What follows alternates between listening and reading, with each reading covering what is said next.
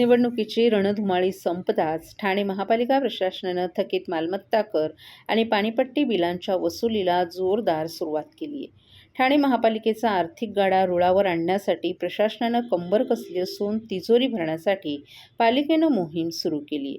आत्तापर्यंत मालमत्ता कर तब्बल 573 कोटी 25 लाख तर पाणीपट्टी केवळ 73 कोटी 13 लाखांची वसुली झाली. ठाणे महापालिकेनं या आर्थिक वर्षात मालमत्ता करांसाठी 920 कोटी तर पाणीपट्टी करासाठी 250 कोटी वसूल करण्याचं उद्दिष्ट ठेवलं होतं.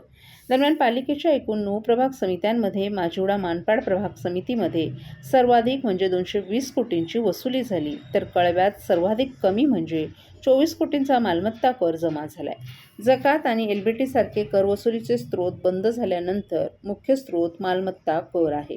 मालमत्ता तसंच पाणीपट्टी कराची थकबाकी वसूल करण्यासाठी महापालिका प्रशासन मालमत्ता जप्तीसह पाणीपट्टी थकीत बिल धारकांचं नळ खंडित करणं, मीटर रूम सील करण्याची कारवाई सुरू केली आहे.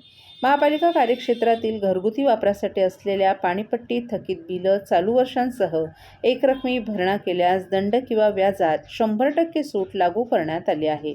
नागरिकांनी या योजनेचा लाभ घेऊन थकीत पाणी बिल भरावं असं आवाहन महापालिकेच्या पाणी पुरवठा विभागातर्फे करण्यात आलंय.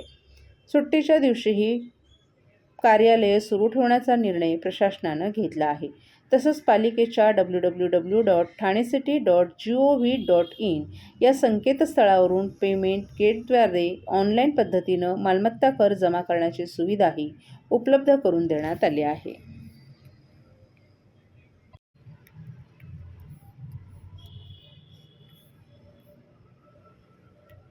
जखमी अवस्थेत सापडलेल्या कोकिळ पक्षाला वेळेवर मदत मिळाल्यानं त्याचे प्राण वाचलेत. ठाणे महानगरपालिकेचे वाहन चालक गोरे आणि जाधव यांनी ठाणे महापालिकेचे कर्मचारी आणि पक्षीप्रेमी भरत मोरे यांना फोन केला, तर भरत मोरे हे तात्काळ या ठिकाणी पोहोचले. ठाणे महानगरपालिका मुख्यालय येथील जन्ममृत्यू विभागाच्या बाहेरच्या बाजूला एक कोकिळा जखमी अवस्थेत बसलेली मोरे यांना दिसली. कावळे तिला टोचा मारत होते. कोकिळेला पकडायला गेल्यावर ती जन्ममृत्यू विभागात गेली, तर तिथेही तिला पकडलं. ती घाबरली होती. भरकटत ती या ठिकाणी आली असावी. तसंच तिच्या उजव्या पंखाच्या बाजूला थोडी जखम झाली होती. शुश्रूषा करून कोपरीच्या मिठागर येथील निसर्ग अधिवासात तिला आता सोडण्यात आले. भरत मोरे यांनी याआधीही 50 पेक्षा जास्त पशुपक्ष्यांचे जीव वाचवलेत. जखमी पशुपक्ष्यांना वाचवा असं यावेळी भरत मोरे यांनी नागरिकांना आवाहन केले. कोकिळ मला जन्ममृत्यू विभागाच्या बाहेर होता, तो सापडला. त्याला कावळे टोचा मारत होते. ठाणे महानगरपालिकेचे ड्रायव्हर आहेत, त्यांनी गोरे यांनी मला फोन केला आणि त्यांनी सांगितलं की तिथे कोकिळ्याला कावळे टोचा मारत आहेत. तसा मी महापालिकेचाच कर्मचारी आहे आणि मग मी लगेच आलो आणि त्या कोकिळ्याला पकडला. तशी ती उडत होती, थोडीशी उडत होती आणि मग नंतर ती मला मिळाली. आता तिला काळुंक्या दिसतात. कोकिळ हा दुर्मिळ पक्षी आहे, हा दिसत नाही सहसा. काय वैशिष्ट्य आहे? हा पक्षी सहसा मिळत नाही. हा झाडाझुडपामध्ये असतो आणि कीटक वगैरे खात असतो. आता हा थोडा लहान आहे हा आणि भरकटलेला असं वाटते तो, त्याच्यामुळे त्याला कावळे टोचा मारत होते. पुढचा उपचार ह्याच्यावरती काय करणार आहे?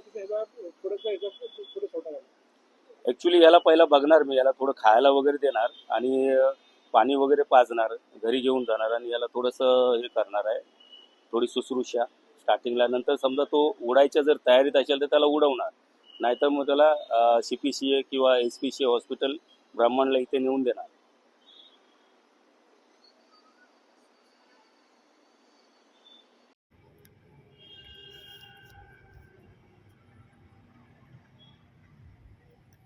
माघी गणपती विसर्जनासाठी ठाणे महापालिकेची पर्यावरणपूरक व्यवस्था.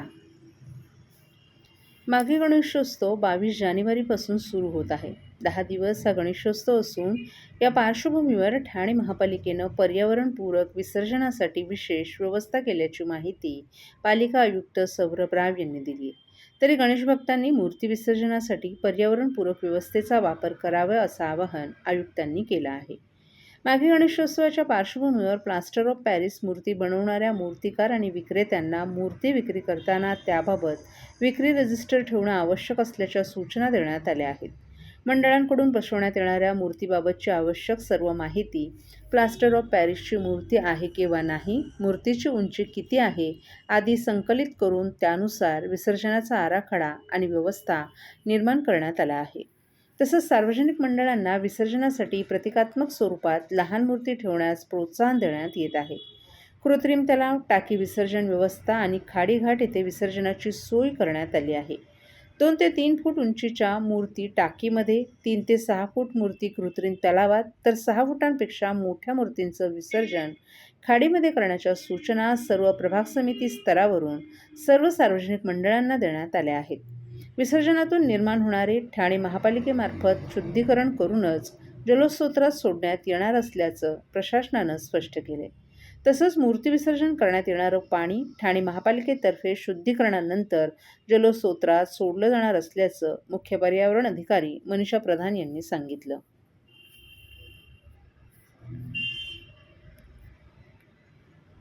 सर्व नागरिकांना आवाहन करण्यात येत आहे की सध्या डासांमार्फत पसरणाऱ्या डेंग्यू या आजाराचा प्रसार रोखण्यासाठी प्रत्येकाने पुढील प्रमाणे कार्यवाही करावी.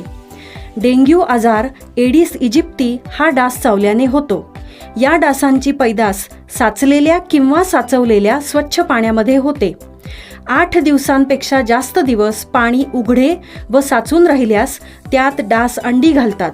अंड्यांच्या अळ्या तयार होऊन पुढे डास तयार होतात. यासाठी आपल्या घरातील पाणीसाठे उदाहरणार्थ बॅरल्स, पिंपे, टाक्या, हौद, रांजणे इत्यादी दर आठवड्याला रिकामे करून घासून पुसून कोरडे करून पुन्हा भरावे. 1 दिवस कोरडा दिवस म्हणून पाळावा. पाणी साठ्यांना घट्ट झाकणे बसवावीत किंवा जुनी साडी, चादर, धोतर यांनी बांधून झाकून ठेवावीत, म्हणजे डास त्यात जाऊन अंडी घालणार नाहीत. घराच्या गच्चीवर, आजूबाजूला, अंगणात कोठेही पाणी साचू देऊ नये. भंगार सामान उघड्यावर टाकू नये. उदाहरणार्थ टायर्स, प्लास्टिक सामान, कुंड्या, टाकाऊ वस्तू इत्यादी. अशा सामानात पावसाचे पाणी साठून त्यात डेंग्यूच्या डासांची पैदास होते. घरातील कूलर्स, फ्रीजच्या पाठीमागील ट्रे हे देखील वेळोवेळी कोरडे करावेत. लक्षात ठेवा, नुसत्या फवारणीने डास घनता कमी होत नाही, तर त्यासाठी डास पैदास ठिकाणे नष्ट करणे ही आपल्या सर्वांची जबाबदारी आहे. कोणताही ताप अंगावर न काढता जवळच्या शासकीय रुग्णालयात मोफत औषधोपचार घ्या. अशा प्रकारे नागरिकांनी सहकार्य केल्यास डेंग्यूचा प्रसार रोखणे सहज शक्य आहे.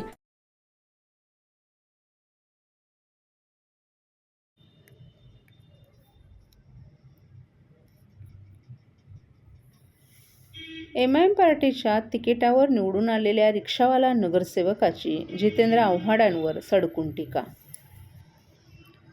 ठाणे महानगरपालिका निवडणुकीत एक रिक्षावाला नगरसेवक झालाय. मुंब्रा येथील प्रभाग क्रमांक 30 मधून या रिक्षावाल्यानं निवडणूक लढवली होती. MIM या पक्षाने या रिक्षावाल्याला निवडणुकीच्या रिंगणात उतरवलं होतं. नफीस अन्सारी असं या नगरसेवकाचं नाव असून मुंब्रा परिसरात रिक्षा चालवून संसाराचा गाडा हा नगरसेवक हाकत आहे. आपण नगरसेवक होऊ हा विश्वास होता, कारण रिक्षा चालवताना वॉर्डात झालेली चुकीचं कामं आणि नागरिकांच्या समस्यांचा रोज सामना करत असताना त्यांच्या समस्या सोडवण्यासाठी आपण काय करू हे लोकांना समजावून सांगत होतो. आपण आधीपासूनच प्रचार सुरू केला होता आणि आपल्याला MIM पक्षानं संधी दिली, त्या संधीचं आपण सोनं केलं. नफीस अन्सारी यांनी यादेखील आपलं नशीब आजमावलं होतं, परंतु तेव्हा त्यांना अपयश आलं होतं. मात्र खचून न जाता गेली अनेक वर्ष त्यांनी आपला जनसंपर्क वाढवला. त्याचा परिणाम म्हणजे यंदा ते नगरसेवक म्हणून निवडून आले. फेरीवाले समस्या, स्वच्छ पाणी आणि सर्वात महत्त्वाचं म्हणजे हडपलेल्या आरक्षित जमिनी आपण मुक्त करण्याची कामं करणार असल्याचं अन्सारी यांनी सांगितलं. त्यांनी प्रचारादरम्यान देखील रिक्षा चालवून प्रचार केला. दिवसा प्रचार आणि रात्री रिक्षा चालवून कुटुंबियांच्या गरजाही त्यांनी पूर्ण केल्या आहेत. कई झेलनी पड़ी. अब क्या बताऊं मैं, क्योंकि घर भी संभालना था, लोगों के समाज सेवा भी करनी थी, लोगों की खिदमत भी करनी थी. दोनों चीजों को एक साथ करना थोड़ा डिफिकल्ट है. तो आप सभा में किस तरह से उठाएंगे, क्या क्या बिल्कुल बेबाकी से उठाएंगे. क्योंकि आज पिछले नगर सेवकों ने वही तो नहीं किया।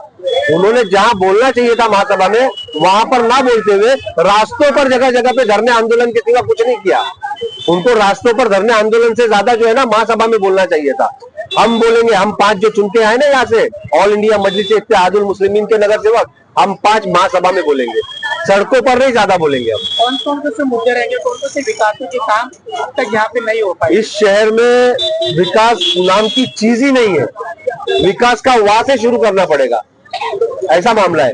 ना नानी पार्क है, ना गार्डन है, ना प्ले ग्राउंड है, ना बच्चों के खेलने के लिए कोई जगह है, ना ढंग का कोई मोहल्ला क्लिनिक कहीं नहीं है, कहीं जिम नहीं है, कहीं पर लाइब्रेरी नहीं है, यहाँ तक के लीगल मार्केट नहीं है। अरे लीगल मार्केट भी छोड़ो, चलो मैं आपको बता दूं, पूरे रास्ते पर एक सिग्नल नहीं है, कहीं पे पब्लिक के लिए शौचालय नहीं है, एक एकलौता एक फ्लाईओवर ब्रिज है, उसको कलर नहीं कर पाए लोग।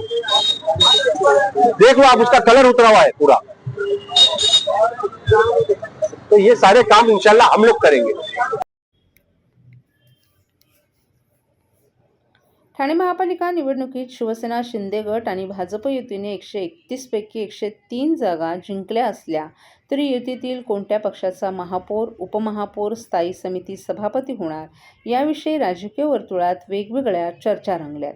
असं असतानाच आता पालिकेतील स्वीकृत नगरसेवकांची संख्या 5 वरून 10 करण्यात आली असून या पदांवर वर्णी लावण्यासाठी उमेदवारीपासून वंचित राहिलेले तसंच पडेल उमेदवारांनी पक्षनेत्यांकडे मोर्चेबांधणी सुरू केल्याचं वृत्त आहे।